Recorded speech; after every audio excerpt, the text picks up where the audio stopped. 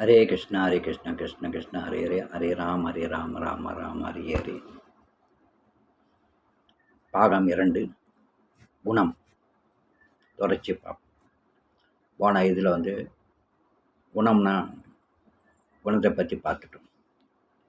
இப்போ இந்த சாத்விகனோ ராஜசனோ தாமஸ் குணம், நம்ம குணத்தால் நம்ம வாழ்கிறோம். இந்த குணம் எப்படி இருக்கும், எப்படி செயல்படுகிறது,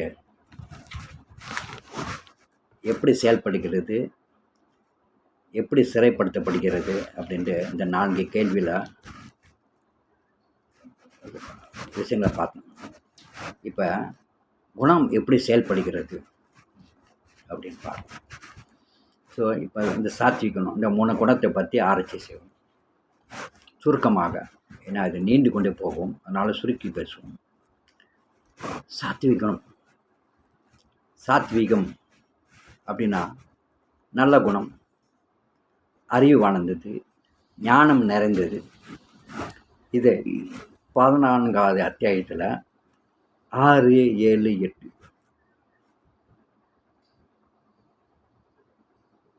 உள்ள பார்ப்போம். ஸோ இந்த சாத்விகனை பற்றி பகவான் என்ன சொல்கிறாருன்ட்டு. இப்போ சாத்விகனம் 6வது அத்தியாயம் 6வது சுலோகம் 14வது அத்தியாயம்.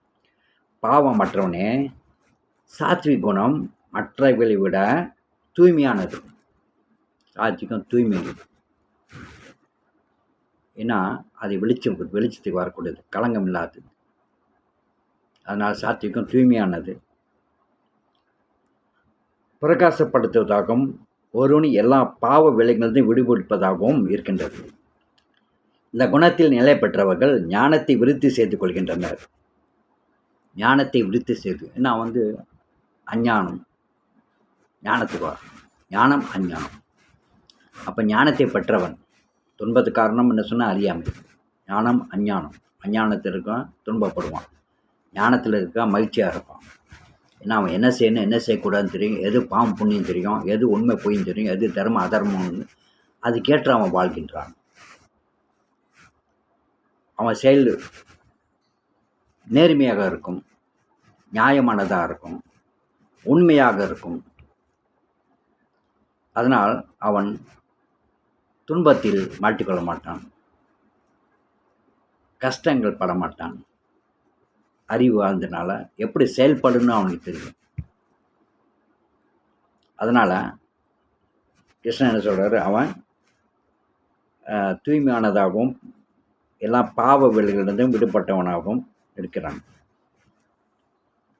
இதனால் இந்த ஞான குணத்தை நிலைப்பட்ட ஞானத்தை விருத்தி கொண்டிருக்கிறார். இருந்தாலும் அவர்கள் இன்பத்தை பற்றிய கருத்தால் கட்டு உண்டார்கள். ஆனால் சாத்விகம் தாமஸ் ராஜஸ்லாம் சாத்விகம் உயர்ந்ததாக இருந்தாலும் அது மட்டும் விடுதலை கிடைக்காது. அவன் சந்தோஷமாக இருப்பான், நல்லா பூஜைகள் செய்வான், நிறைய தத்துவங்கள் தெரியும், எப்படி நடந்துக்கணும் தெரியும், சுகமாக இருக்கணும்னா அந்த சுகத்திலே வாழ ஆசைப்பட்டதுனால முக்தியை அடைய பத்தாது. முக்தி அடையினாக்கா இதுக்கு அப்பாற்பட்டது என்ன இருக்குதோ அதுக்கேற்ற பயிற்சி செய்யணும். பக்தி யோகமோ தியான யோகமோ செய்து அடையுது, அது வேற கஷ்டம். உலகத்தில் மனிதர்கள் நல்லவர்கள் அப்படின்னா do good do bad be bad. நல்லது செஞ்சால் நல்லது கிடைக்கும், கெட்ட செஞ்சால் கெட்டது.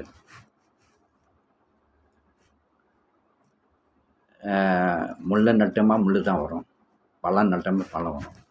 நல்ல குணத்தில் இருப்பதனால அதாவது தான் நல்லவர்கள் அப்படின்றான். அவன் சந்தோஷமாக இருப்பான். அறிவாளிகள், அறிஞர்கள், அவங்க எதோ துன்பப்பட்டதாக பார்க்க மாட்டோம். துன்பம் என்பது நம்ம செய்யக்கூடிய அறியாமையில் காரணம். அப்போ என்ன சொல்லப்படுகிறது, தொடர்ந்து எடை இயக்கியால் கட்டுப்படுத்தப்பட்ட உயிர்வாளிகள், பல்வேறு மதமானவர்கள், மதம் படித்தாச்சன் அது மகிழ்ச்சியாக இருக்கிறான், உதவிட்டு இருக்கிறான்,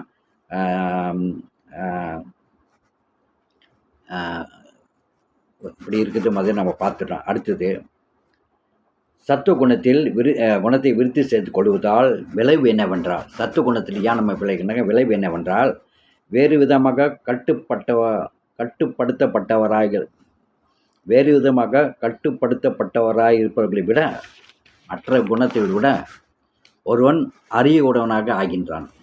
சத்துவகுணத்திலே ஒரு மனிதன் ஜட துன்பங்களால் அவளுக்கு பாதிக்கப்படுவதில்லை. மேலும் ஜட ஞானத்தில் ஒரு முன்னேற்ற உணர்வு அவனுக்கு இருக்கின்றது. சத்துவகுணத்தில் நிலை பெற்றிருக்க வேண்டியவனான சத்துவகுணம் பெரும்பாலும் பிராமணர்கள், ஞானிகள், அறிஞர்கள் அப்படின்னு சொல்கிறோம், ஆசிரியர்கள், உயர்ந்த நிலையில் இருக்கிறவங்க. அப்போ இந்த உயர்ந்த குணத்தில் இருக்க ஒருத்தன் அவன் ஆசிரியர் பிரதிநிதி ஆகுவான், பிராமணர்கள் அப்படின்னு சொல்லலாம். சத்துவகுணத்தில் ஏறக்குறைய ஒருவன் பாவ விலைகளிடம் விடுபட்டவனாய் இருப்பதன் காரணத்தாலேயே இன்பத்தின் ஒரு உணர்வு இருக்கின்றது. உண்மையில் வேத இலக்கியத்தில் சத்துவகுணம் என்றால் மேற்பட்ட அறிவும் மேற்பட்ட இன்ப உணர்வும் என்று பொருள்படுத்தப்படுகிறது. அப்போ வேதத்தை என்ன சொல்கிறது? சத்விகன் அப்படின்னு என்ன சொல்கிறது?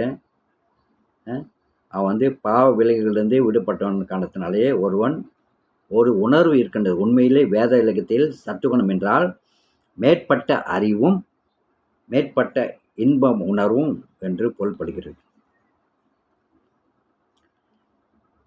இந்த சத்துவகுணம் தன் அறிவில் முன்னேறி இருப்பதாகவும், இந்த அறிவில் சிக்கல் என்னன்னாக்கா, இவர்கள் சாத்விகுணத்தில் இருக்கிறவங்க பிறரோட சிறந்தவனாக இருப்பதாகவும் கருதுமாறு கட்டுண்டப்பட அவனும் சத்துவகுணத்தால் கைத்தால் கட்டுப்பட்டு இருக்கிறான். சாத்விகுணம் வந்தாலும் அதுவும் ஒரு கயிறு தான். அந்த கைத்தால் மயங்க போய் அந்த நிலையில் இருக்கிறான். மிக சிறந்த உதாரணங்கள் ஞானிகள், விஞ்ஞானிகள், தத்துவ ஞானிகள். இவர்கள் ஒவ்வொருவரும் தனது அறிவை பற்றி மிகவும் பெருமை கொண்டவர்களாக இருக்கின்றார்கள். மேலும் தங்களது வாழ்க்கை நிலைகளை பொதுவாகவே இவர்கள் அபிவிருத்தி செய்து கொள்வதால் ஒரு விதமான சுகத்தை உணர்பவர்களாக இருக்கின்றனர். கட்டுண்ட வாழ்வின் இந்த முன்னேறிய சுகத்தின் உணர்வு அவர்களை ஜட இயற்கையின் நற்குணத்தால் கட்டப்பட்டவராக இருக்கின்றனர். இதனால் அவர்கள் சத்துவகுணத்தில் செயலாற்றுவதற்கு மிகவும் கவர்ச்சி உடையவர்களாக இருக்கின்றனர். மேலும் விதமாக செயலாற்றுவதற்கு அவர்களுக்கு கவர்ச்சி இருக்கும் வரை அவர்கள் இயற்கை குணங்களில் ஏதேனும் ஒரு விதமான உடலை எடுக்க வேண்டியிருக்கின்றது. சாத்விகுணத்தில் இருக்கிறத உயர்ந்த தாழ்ந்ததை பார்க்கும். சாத்விகத்திலேருந்து உயர்ந்தவர்களால் மட்டும் முக்தி அடைஞ்சிட்ட அர்த்தம் கிடையாது. உலகத்தில் சுகமாக இருப்பார். அவங்க சொற்கொலோக கூட போகலாம். நற்குணங்கள் செய்வதனால், நற்கர்மங்கள் செய்வதனால பிறவிகள் இருக்கும். துன்பப்பட முடியாது, நரகத்துக்கு போக மாட்டார்கள் அப்படின்னு இருக்கிறது. அதனால் இந்த அவர்கள் ஆன்மீக குலத்துக்கு மாற்றுப்படுவதற்கோ விடுதலை பெறுவதற்கோ சாத்தியமில்லை. ஏன்னா அந்த சுகத்தில், அந்த சாத்விகுணத்தில் கட்டுப்பட்டு இருக்கிறார்கள். ஞானியோ விஞ்ஞானியோ கவிஞனோ ஆகிய மீண்டும் மீண்டும் பிறப்பு இறப்பின் அதே பிரதி கூடங்களில் சிக்குகின்றனர். ஆனால் ஜடசக்தியின் மாயின் காரணமாக ஒருவன் அத்தகைய வாழ்வு இன்பமயமானது என்று எண்ணுகின்றான். பணக்கார சுகமாக இருக்கணும், அவன் பணத்தில் சுகமாக இருக்கணும், அவனும் பணக்காரனாக பிறக்கணும்னு ஆசைப்படும். பணக்கார ரெண்டு ஏழையாக அவனை ஆசைப்பட மாட்டான். அது மாதிரி நல்லவங்களாக அந்த நல்ல சுகத்தில் அந்த சுகத்தை விரும்புகிறான். அவனுக்கு விடுதலை அடையணும்னு எண்ணம் இல்லாமல் இந்த உயர்ந்த வாழ்க்கையை விரும்புகிறான். அதனால் சொர்க்கம் கூட போகலாம், அடுத்த பிறவி உயர்ந்த பிறவியாக பிறக்கலாம். அது அந்த குணத்தில் தன்மை. ரெண்டாவது இந்த ராஜஸ் குணம். நான் சுருக்கமாக முடிச்சு கிருஷ்ணன் சொல்கிற, குந்தியின் மகனே, ராஜகுணம் எல்லையற்ற ஆவல்களும் விருப்பங்களாலும் பிறந்தது. குந்தியின் மகனே, இதனால் ஒருவன் ஜட பலன் நோக்கு செயல்களில் கட்டுண்டவனாகின்றான். ராஜஸ் குணத்தோட பிரதிபலிப்பு. முதல் சாத்விகுணத்தோட பார்த்தோம், இப்போ ராஜஸ் குணத்தோட பிரதிபலிப்பு. என்ன செய்ய? எல்லையற்ற ஆசைகள். ஆசை மேலே ஆசையை வளர்த்து கொடுத்து ஆசைகளை தீர்ப்பதுக்காக, அடைவதுக்காக என்னென்னலாம் செய்வான். ஆனால் ராஜஸ் சொன்னால் நல்லது செய்வான், கெட்டது செய்வான், பாவம் செய்வான், புண்ணியமை செய்வான், தர்மம் செய்வான், அதர்மம் செய்வான். ஏன்னா அவனோட சுயநலம், எல்லற்ற ஆவல்களாலும் பல விதமான விருப்பங்களாலும் பிறந்தது. அதனால் ஜட பல நோக்கும் செயல்களில் இதில் கட்டுப்பட்டு கடினமான உழைப்பு, சுகத்தை அனுபவிக்கணும்னு ஒரு ஆசை, ஓய்வற்ற உழைப்பு, இப்படி ஆட்டிக்கிட்டோம். அடுத்தது பார்ப்போம். இங்கே தொடர்ந்து பார்ப்போம். ஆணுக்கும் பெண்ணுக்கும் இடையிலான கவர்ச்சியால் ராஜகுணம் எடுத்து காட்டப்படுகிறது. கவர்ச்சி, ஆணு பெண்ணும், பெண்ணு ஆணு மேலேயும், அழகு மேலேயும் கவர்ச்சி, இதெல்லாம் கவர்ச்சிகள். இது ராஜகுணத்தில் முக்கியத்துவம் இருக்குது. இது ராஜகுணம் என்று அழைக்கப்படுகின்றது. மேலும் ராஜகுணம் அதிகமாக்கப்படும் பொழுது எட சுகத்துக்கான ஏக்கத்தை ஒருவன் விருத்தி செய்து கொள்கின்றான். ஆனால் பெரும்பாலும் இந்த உலகத்தில் 90-99% ராஜசுகுணம் தான். மோட்டிவேஷன் அப்படின்னு சொல்கிறாங்களே, பல பேர் மோட்டிவேஷன் ஆடுறது என்ன? அதுக்கு தூங்குறோன்னே எழுப்பி சுகத்தை காட்டுறது. எப்படி இந்த ராமாயணத்தில் கும்பகாரனை எழுப்ப என்னென்ன வச்சாங்களோ அந்த மாதிரி தாமஸ் குணம் தூங்கி இருக்கிறவங்கள எழுப்புறதுக்காக மோட்டிவேஷன் கொடுக்குறது. இது அடைஞ்சு அப்படி, அது அடைஞ்சு அப்படி, இப்படி வாழ, அப்படி வாழ, வீடு காட்டு, பணக்காரனாகும், அப்படி அப்படின்னு அவனை தூங்கி இருக்கிற தாமஸ் குணத்துக்கு ராஜஸ் குணத்துக்கு மாற்றுறது. அதுதான் இங்கே காட்சி. அப்போ அவன் புலன் நுகர்வை சுகிக்க விரும்புகின்றான். புலன் நுகர்வுக்காக ராஜகுணத்தை இருக்கும் மனிதன், புலன் நுகர்வுனுக்கா உலக விஷயங்கள், நம்மளோட ஜட ஆசை, கண்ணு காது மூக்கு வாய் தோல், இந்த இதில் திருப்திப்படுத்துவதற்காக அந்த மாதிரி மனிதன் என்ன செய்கிறான்? ராஜ்யம் இருக்கும் மனிதன் அவன் என்ன நினைக்கிறான்? சமூகத்திலோ தேசத்திலோ சற்று மதிப்பை விரும்புகிறான். உலகத்தில் நான் பட்டம் பதவி, பிஜிக்கு தத்தோஸ்ரீ, தான்ஸ்ரீ, இது மாதிரி பட்டங்கள் பதவிகள் கிடைக்க ஆசைப்படுகிறோம். இது ராஜஸ்குணத்தோட நோக்கங்கள். அதான் இந்த நாட்டிலையும் தேசத்துலேயும் ஊர்லேயும் தனக்கு ஜமீன்தார் பதவி, மந்திரி பதவி, இப்படி பதவிகள் ஆசைப்படுவது, கிடைச்சா சுகமாக இருக்கும் அப்படின்னு நினைப்பது, நல்ல வீடு, மனைவி, குழந்தைகளுடன் ஆன ஒரு மகிழ்ச்சியான குடும்பத்தை உடையனாக விரும்புகின்றான். இதானே எல்லாமே இப்படித்தானே வாழ்கிறோம். எல்லாமே இந்த கட்டத்தில் தானே இருக்கிறோம். இந்த கட்டம் எல்லாமே எங்கே இருந்து? எல்லாம் ராஜசுகுணத்தின் தூண்டுதல். இவையெல்லாம் ராஜகுணத்தின் உற்பத்தியின் பொருட்கள், ராஜகுணத்தோட உற்பத்தி பொருட்கள். இந்த விஷயங்களில் ஒருவன் ஏக்கமுற்றிருக்கும் வரை, இந்த மாதிரி அடையணும்னு ஆசை இருக்கிற வரை, ஏக்கம் இருக்கிற வரை சிரமப்பட்டு உழைக்க வேண்டும். அதுக்காக கஷ்டப்பட்டு நல்ல வீடு, நல்ல இது, காரு, பங்களா, அது இது, நிலம், தோட்டம், அப்படிலாம் அதுக்காக பாடுபடணும். அரசியலிருந்து பாடுபட்டு பதவி அடைகிறது, தொழில் செய்து கடுமையாக உழைத்து தொழில் செய்து பணத்தை சேர்க்கறது, வீடுகள் கட்டுவது, நிலங்கள் வாழ்வது, நிறையா கார்கள் வைத்திருப்பது, நிறைய வேலையாட்கள், இப்படி அவன் ஒரு அரசன் மாதிரி வாழ நினைப்பது ராஜஸ்குணம். இதில் என்ன தவறு அப்படின்னு பார்க்கணும். அதுக்காக சிரமப்பட வேண்டும், ரொம்ப கடினமாக உழைக்கவன். எனவே தான் அவன் தனது செயல்களின் பலன்களுடன் தொடர்பு கொண்டவனாக இருக்கின்றான் என்றும் இவ்வாறு இச்செயல்களால் கட்டுப்பட்டவனாகின்றான். இதிலேயே அவன் பிறவிக்கு அடுத்து பிறவி இதை அடைவதற்காகவே அவன் அடுத்தடுத்து பிறவிகள் எடுக்கணும். ஏன்னா எல்லாம் ஒரே பிறவியில் எல்லாத்தையும் அடைஞ்ச முடியாது. அதை அடைவதற்காக அவன் பல பிறவிகள் எடுத்துக்கொண்டே இருக்க வேண்டும், அவனோட ஆசைகள் திருப்திப்பதற்காக. தனது மனைவி, குழந்தைகளால் மற்றும் சமூகத்தை திருப்திப்படுத்துவதற்காகவும் தனது மதிப்பை காத்துக்கொள்வதற்காகவும் ஒருவன் உழைக்க வேண்டும் சொன்ன மாதிரி. எனவே ஏற்குறைய ஜட உலகம் முழுவதும் ராஜகுணத்தால் தான் இருக்கின்றது. நவீன நாகரிகம் ராஜகுணத்தின் தரங்களில் முன்னேற்றம் அடைந்திருப்பதாக கருதப்படுகின்றது. இப்போ உள்ளவங்க என்ன செய்கிறது? அந்த காலத்தில் என்ன சொல்கிறாங்க? அந்த காலத்தில் வாழ்ந்தான், காட்டுக்காரனாக இருந்தான், நாகரிகம் இல்லாமல் இருந்தான், ஜாமான் பாத்து அப்படின்வானுங்க. மனிதன் குரங்கா இருந்து அப்புறம் மனிதன் ஆகலாம், இப்போ தான் நாகரிகமாக இருந்துட்டான், இப்போ தான் வளர்ச்சி அடைந்துட்டான், முன்னேறி விட்டான். இதெல்லாம் இதுதான் இந்த ராஜஸ்குணம். இதுதான் நவீன நாகரிக ஜாகுணத்தின் தரங்களில் முன்னேற்றம் அடைந்திருப்பதாக கருதப்படுகின்றது. முன்பெல்லாம் முன்னேற்றம் அடைந்த நிலை சத்துவகுணத்தில் இருப்பதாக கருதப்பட்டது. முந்தையே முனிவர்கள் எல்லாம் எங்கே வாழ்ந்தாங்க? குடிசையில் வாழ்ந்தாங்க. கிராமங்களிலும் குடிசைகளிலும் முனிவர்கள் பல கட்டடம் கட்டி வாழலை. முனிவர்கள் அடுக்குமாடி வீடுகளில் வாழவில்லை, குடிசையில் தான் வாழ்ந்தார்கள். எளிமையாக வாழ்ந்தார்கள். ஏழையாக வாழவில்லை, எளிமையாக வாழ்ந்தார்கள். ஞானத்தில் அறிவு சிறந்தவர்களாக இருந்தார்கள். இப்போ சொல்லலாம், முந்தி high thinking and simple living. அந்த காலத்தில் high thinking and simple living, உயர்ந்த அறிவும் சாதாரண வாழ்க்கையும். இப்போ உள்ள காலம் high living simple thinking. High living ஆனால் சிம்பிள் திங்கிங்.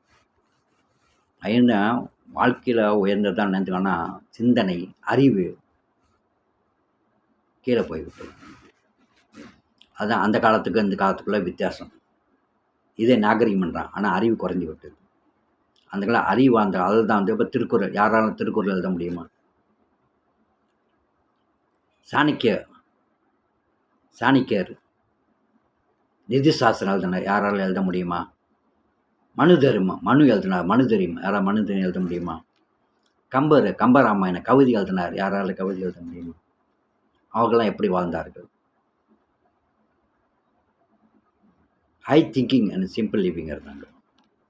இப்போல மனிதன் பணம், பட்டம், பதவி, பொருட்கள் இதை அடைவதற்காக மிருகமாக வாழ்ந்து கொண்டிருக்கிறான்.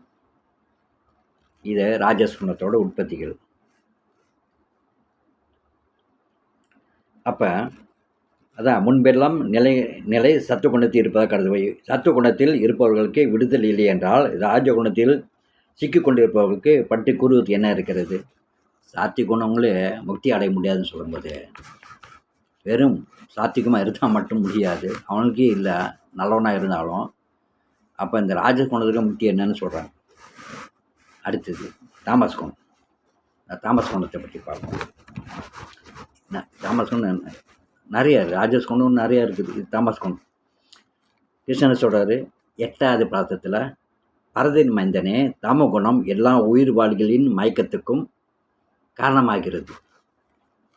மயக்கம், தாமஸ் குணம், இருட்டு, சோம்பல், மயக்கம், மதியின்மை, அறிவு இல்லாதவன், இப்படி எதுலேயுமே ஆர்வம் இல்லாமல், தூக்கம், இப்படி எல்லாம் இருக்கும். இது தாமஸ் குணம். அப்போ இந்த குணத்தை வச்சா நம்ம புரிஞ்சுக்கணும், நம்ம எந்த குணத்தில் இருக்கிறோம் என்பது இந்த அறிவு நம்மளே தெரிவிக்கும். நம்ம என்ன குணத்தில் இருக்கிறோம் என்பது இதை புரிந்தவர்களுக்கு, படித்தவர்களுக்கு புரிந்து தன்னை மாற்றிக்கொள்ள முடியும். இதுதான் சிறந்த ஞானம் என்பது. அப்போ தாமஸ் குணம் மயக்கத்துக்கான இந்த குணத்தில் விளைவு. இந்த குணத்தின் விளைவு என்னன்னாக்கா மயக்கம். இந்த விளைவு என்னன்னாக்கா கட்டுண்ட ஆன்மாவை பிணிப்பிவியான பித்தம், சோம்பல், உறக்கம். இதுதான் இந்த தாமஸ் குணத்தோட சொன்ன மாதிரி இதெல்லாம் தாமஸ் குணத்தின் விளைவுகள். மேலும் பார்ப்போம். தாமகுணம் உடலை உடைய ஆத்மாவின் ஒரு வெகு விசித்திரமான குணம். தாமஸ் குணம் சாத்தி குணத்துக்கும் ஒப்போசிட்டாக இருப்பது தாமஸ் குணம். என்ன சொல்கிறாங்க இங்கே? இந்த தாமஸ் குணம் விசித்திரமானது. இதன் பொருள், இந்த தாமகுணம் சத்துவகுணத்துக்கு எதிரானது. சத்துவகுணத்தில் அறிவை விருத்தி செய்து கொள்வதால் ஒருவன் என்ன என்பதை புரிந்து கொள்ளலாம். ஆனால் தாமகுணமோ அதுக்கு எதிரானது. தாமகுணத்தின் வசியத்தின் கீழ் இருக்கும் ஒவ்வொருவனும் பித்தம் பிடித்தவனாக இருக்கணும். மது அருந்துட்டா மயக்கத்தில் இருக்கான். மது அருந்துவிட்டு அவன் மது போதையில் மயக்கத்தில் இருக்கேன். அவனால் உண்மைனாலே தெரியாது. போதையில் இருக்கிறவங்க இருட்டில், அது பொதுவாகவே போதை இருந்தவனுக்கு தாய்க்கும் தாரத்துக்கும் வித்தியாசம் தெரியாதுனோ, எப்படி இருட்டில் தாய்க்கும் தாரத்துக்கும் மகளுக்கும் வித்தியாசம் தெரியாதோ, அதுபோல் போதையில் இருக்கிறவனுக்கும் தெரியாது. இருட்டு, போதை என்பது இருட்டு, மயக்கம்.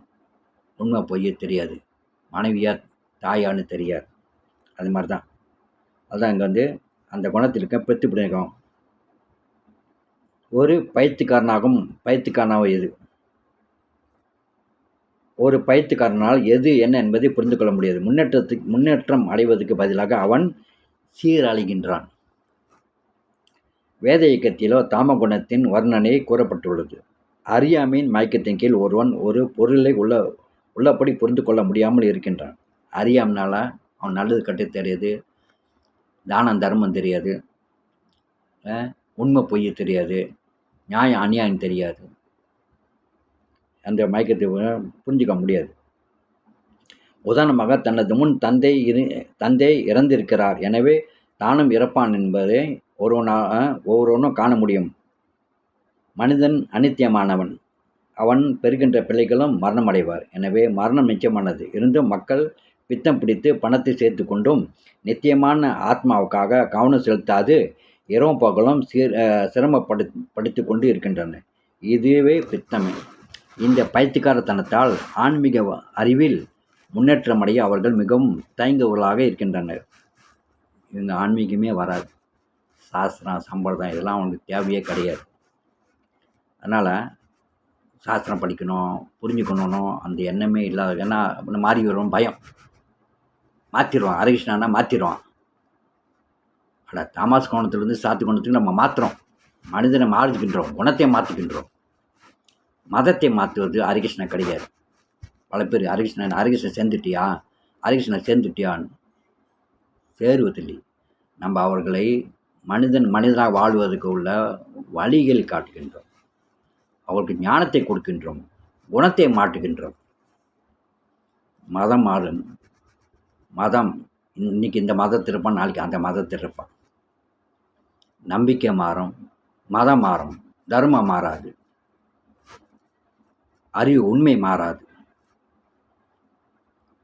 நம்மளை மாற்றிக்கொள்வது குணத்தை மாற்றிக்கொள்ள வேண்டும் தவிர மதத்தை மாற்றிக்கொள்வது கிடையாது. அதுதான் அவர்களுக்கு வந்து ஆன்மீக அறிவில் முன்னேறுவதற்கு அவர்களுக்கு மிகவும் தயங்குவர்களாக இருக்கின்றனர். அத்தகைய மனிதர் சோம்பேறிகளாய் இருக்கின்றனர். ஆன்மீக ஞானத்துக்காய் ஒன்று சேருமாறு அழைக்கப்படும் பொழுது ஆன்மீக நம்ம சென்டருக்கு கூப்பிட்றோம், நம்ம கோயில் கூப்பிட்றோம் வாங்கன்னு வரமாட்டார்கள். ஆனால் அவர்கள் அவ்வளவு அக்கறையுடன் கருத்துடையாக இருப்பதில்லை. ராஜகுணத்தால் ஆளப்படும் ஒரு மனிதனை போல அவர்கள் சுறுசுறுப்பாக இருப்பதில்லை. ராஜகுணம் சுறுசுறுப்பானது, ராஜஸ்குணம் எதுலேயும் ஆர்வம் அடையணும். ஆனால் அது ஆன்மீகத்தில் அந்த ஆர்வத்தையும் சுறுசுறுப்பையும் உழைப்பும் காட்டுவதில்லை. இவ்வாறு அறியாமை குணத்தால் பாதிக்கப்பட்டிருக்கும் ஒருவனுடைய வேற அறிகுறி என்னவென்றால் தேவைக்கு மேற்பட்டு அவன் உறங்குகின்றான்.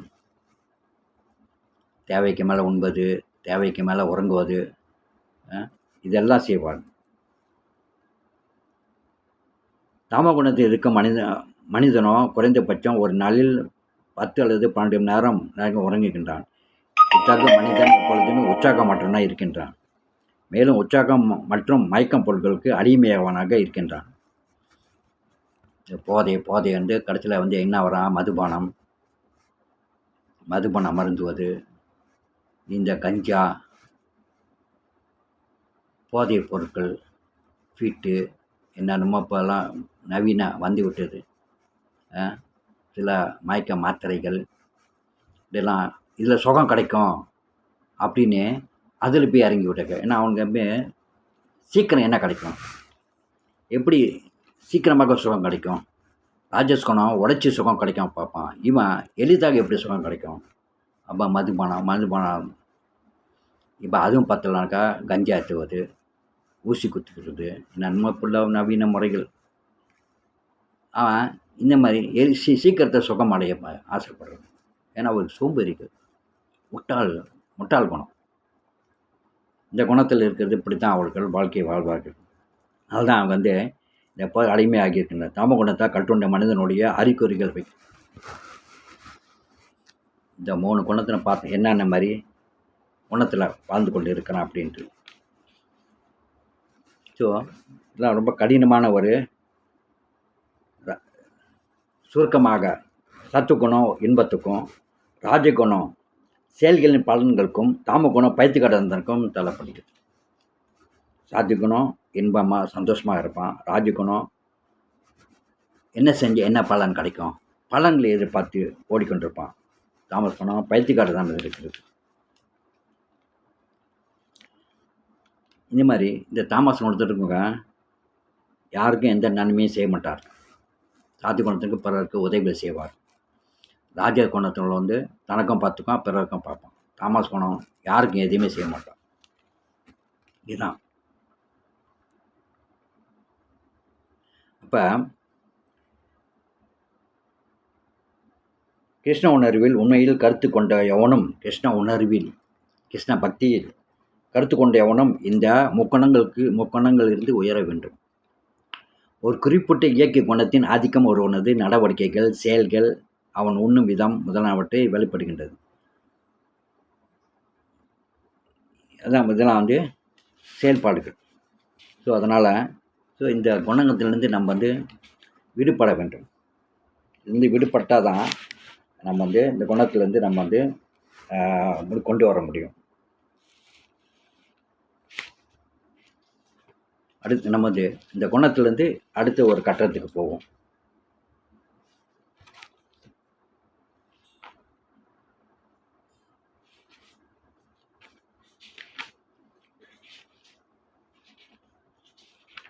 முடிவு. கடைசியாக இதை நம்ம இந்த குணத்திலிருந்து முடிவுக்கு கொண்டு வரும். எடைக்கு குணங்களை தக்க ஆன்மீக இது எப்படி இந்த 3 குணத்திலிருந்து எப்படி நான் முன்னேற்றம் அடையும் அப்படின்னாக்கா, சுருக்கமாக எடைக்கு குணங்களை தக்க ஆன்மீக குருமார்களிலிருந்து முறையாக கற்பதால் புரிந்து கொண்டு ஒருவன் அவற்றின் செயல்களின்றும் உயர்வு பெற முடியும். உண்மையான ஆன்மீக குரு பரமாத்மா கிருஷ்ணர், அவரோட பிரதிநிதிகள் குருமார்கள்.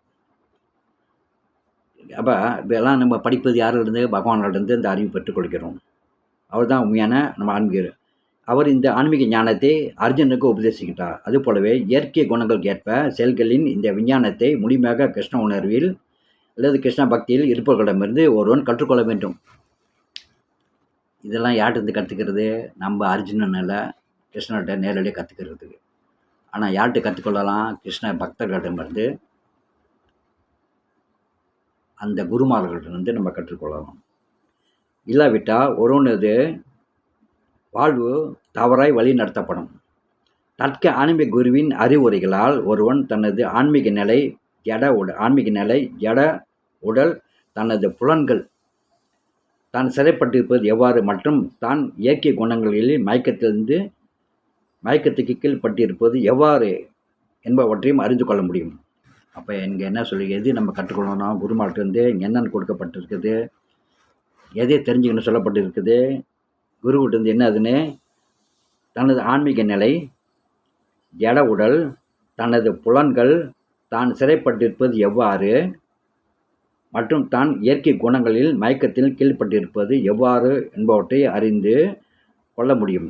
இந்த குணங்களில் பிடியில் இருப்பதால் அவன் நாதியற்றவனாக இருக்கின்றான். ஆனால் தனது உண்மை நிலையை அவன் காண முடியும் போது ஆன்மீக வாழ்விற்கான லட்சியத்தை கொண்டு அவன் தெய்வீக நிலையை அடைய முடியும். உண்மையில் பல்வேறு செயல்களின் கருத்தா உயிர் வாழ் அல்ல. இந்த செயலுக்கெல்லாம் ஆத்மா கிடையாது, குணம். எடை இயக்கின் ஒரு குறிப்பிட்ட குணத்தால் நடத்தப்படும் ஒரு குறிப்பிட்ட உடலில் அவன் இருப்பதால் செயல்படுமாறு அவன் வலியுறுத்தப்படுகின்றான். ஆன்மீக அதிகாரியின் உதவி இல்லாதவரை உண்மையில் தான் இருக்கும் நிலை எது என்பதை ஒருவன் புரிந்து கொள்ள முடியாது. தற்கே ஆன்மீக குருவின் உறவுடன் அவன் தனது உண்மை நிலையை காண முடியும். இவ்வாறு அறிவு உணர்வால் அவன் முழுமையான கிருஷ்ண உணர்வு பெற்றவனாக முடியும். கிருஷ்ண உணர்வில் இருக்கும் ஒரு மனிதன் இயற்கை ஜட குணங்களை மயக்கத்தால் ஆளப்படுவதில்லை. கிருஷ்ணருக்கு சரணடைந்து விட்ட ஒருவன் ஜட இயக்கின் செயல்களிலிருந்தெல்லாம் விடுபட்டு விடுவதால் இந்த அத்தியாயத்தில் கூறப்பட்டது. எனவே விஷயங்கள் உள்ளபடி காண முடிகின்றது. ஜட இயக்கின் ஆதிக்கம் மெதுவாக முடிவுகின்றது. இதிலிருந்து எப்படி விடுதலை அடைவது? அப்போ இந்த 4 கேள்விகள் வந்து கொடுத்தா 4 கேள்விகள் குணம்னா என்னது, எவ்வாறு அவை செயல்படுகின்றன, எவ்வாறு அவை செயல்படுகின்றன, எவ்வாறு விடுதலை கிடைக்கும்? இந்த கேள்விகளுக்கு இந்த விதத்தில் நம்ம வந்து பதில் கொடுத்துட்டோம். இதை புரிந்து மேலும் நம்ம அதை படிக்கணுனாக்கா பகவத்கீதை உண்மை உரையில் ஆசா பக்திவேதாந்த சுவாமி பிரபுபாதா அவர்கள் எழுதி வைத்த கீதையை படித்து உள்ளது உள்ளபடி புரிந்து இந்த முக்குணங்களிலிருந்து நம்ம தாண்டி மேன்மைக்கு வர வேண்டும். குணத்தால் நம்ம உயர்த்துக்கொள்ள வேண்டும். ஸோ இதுக்கு வழிமுறைகளை நம்ம வந்து இங்கே வந்து கொடுக்கப்பட்டிருக்கு. ஸோ இதை தெரிந்து நடத்துக்கொண்டால் எல்லோருக்கும் நன்மை. எல்லோரும் நல்ல உயர்ந்த குணத்துக்கோ இல்லை இந்த குணத்தை எல்லா குணத்தை தாண்டி, ஏன்னா நம்ம ஆத்மா வந்து இந்த குணத்துக்கு கிடையாது. இந்த குணத்துக்கு அப்பாற்பட்டு தான் நம்ம ஆத்மா. இதை புரிந்து இதை நடந்தவங்களுக்கா நிச்சயமாக நமக்கு இந்த முக்குணத்திலிருந்து விடுதலைப்பட்டு இறைவன் லோகத்தில் நம்ம அடைய முடியும். ஹரே கிருஷ்ணா ஹரே கிருஷ்ணா கிருஷ்ண கிருஷ்ணா ஹரே ஹரே, ஹரே ராம ராம ராம ஹரே ஹரே. நன்றி, வணக்கம்.